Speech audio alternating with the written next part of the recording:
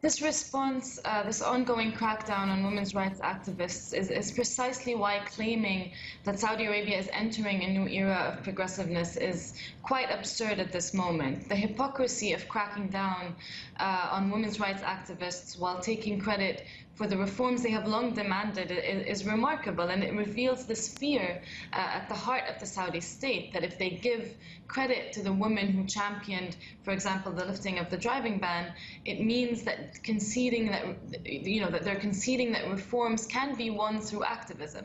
And this is something that Mohammed bin Salman and the Saudi authorities don't want portrayed. So you don't think the reforms are genuine when it comes to Saudi women?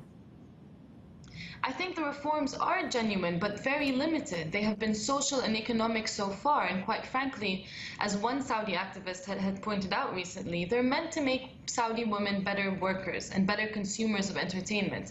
But in no way is this allowing them to emancipate themselves or to allow for the advancement of women in Saudi society, which is one thing that Mohammed bin Salman has claimed he is in support of.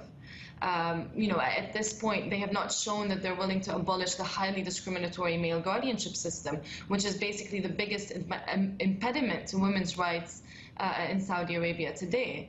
They're cracking down on them, any kind of dissent whatsoever from across the political spectrum. It's not just women's rights activists at this point, but this most recent crackdown is so perplexing given this image that Saudi Arabia is trying so hard to portray to the world stage of it being a progressive nation on the brink of modernization. But the reality on the ground speaks differently.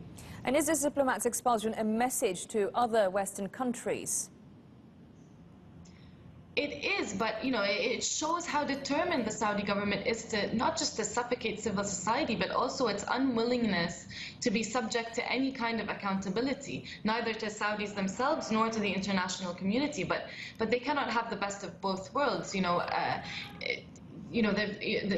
For a leadership so adamant on moving away from its reliance on oil by attracting foreign investors, it's miserably failing at presenting itself as an image, as a modernized and stable country where the rule of law is upheld and differing views are respected. I think it's critical for the international community today to actually stand by Canada's call for the immediate release of these women, because otherwise we're going to see them accepting a new normal in relations and international relations with Saudi Arabia, that it's going to give them the green light to actually use more of these bullying tactics simply because a state has condemned an action that the Saudi government is trying so hard to pretend that it is not doing on the ground in Saudi Arabia.